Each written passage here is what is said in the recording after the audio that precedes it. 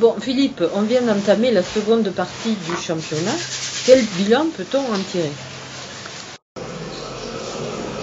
On va dire que la première partie du championnat était tout à fait correcte. Fait que les victoires à la maison et garder Rigago invincible, c'était l'objectif numéro 1. On a pu ainsi gagner tous les matchs à la maison. Effectivement, on a perdu les matchs extérieurs, mais 5 victoires à la maison nous ont placés au milieu du tableau et je crois que c'est une belle performance. On a retrouvé depuis ces derniers matchs une équipe plus combative et mieux dans sa tête, on dirait.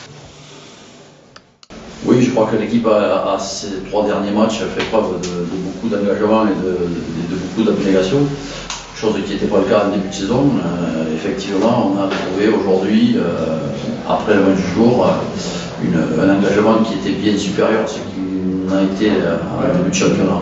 Alors je pense qu'effectivement, l'équipe semble être un petit peu mieux dans sa tête. Je crois que la digestion de la saison dernière est terminée et on est enfin lancé dans cette saison.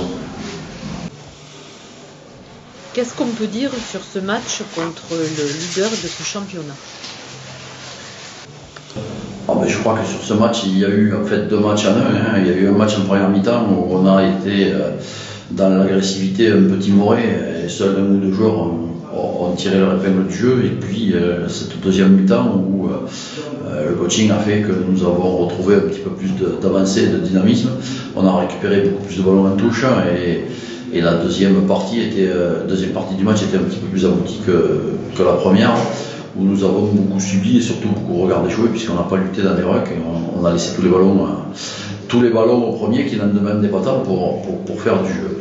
Après, je crois qu'ils nous ont pris peut-être un petit peu de haut et leur décision de taper en touche au lieu de taper les pénalités leur en coûte au bout du compte, puisque effectivement il y a au moins 2 pénalités qui étaient facilement transformables pour eux, qu'ils ont laissé passer pour aller en touche pensant de marcher dessus.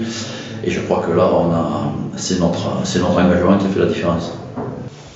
Même compte tenu de ces pénalités, on peut dire que le COP a tenu le match, particulièrement en seconde mi-temps.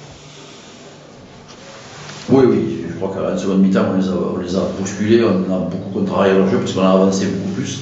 Sur la première mi-temps, on était resté un peu timoré en défense, on n'a pas trop mis de pressing, on s'est arrêté sur les rucks, on a été un petit peu mou dans le combat, mais sur la deuxième mi-temps, effectivement, on a sur l'engagement contrarié singulièrement leur jeu et ils se sont pris un peu les pieds dans le tapis lorsqu'on leur a mis la pression. Après la trêve, dans ce mois de janvier, un match pas facile à Cestas. Oui, je crois que la trêve est la bienvenue parce que ça va permettre à tout le monde de souffler un petit peu, de recommencer à se préparer pour la deuxième partie après le mois de janvier. Match à Cestas qui ne sera pas facile, je pense. Cestas ici était venu avec une équipe très amoindrie. Je crois que chez eux, il n'en sera pas de même, mais je crois que s'il y aura peut-être un coup à faire, parce que les matchs de reprise de janvier sont toujours très compliqués pour tout le monde. Si on arrivait à le faire proprement à l'extérieur en mettant la même pression qu'on a mis aujourd'hui, je pense qu'on peut les inquiéter.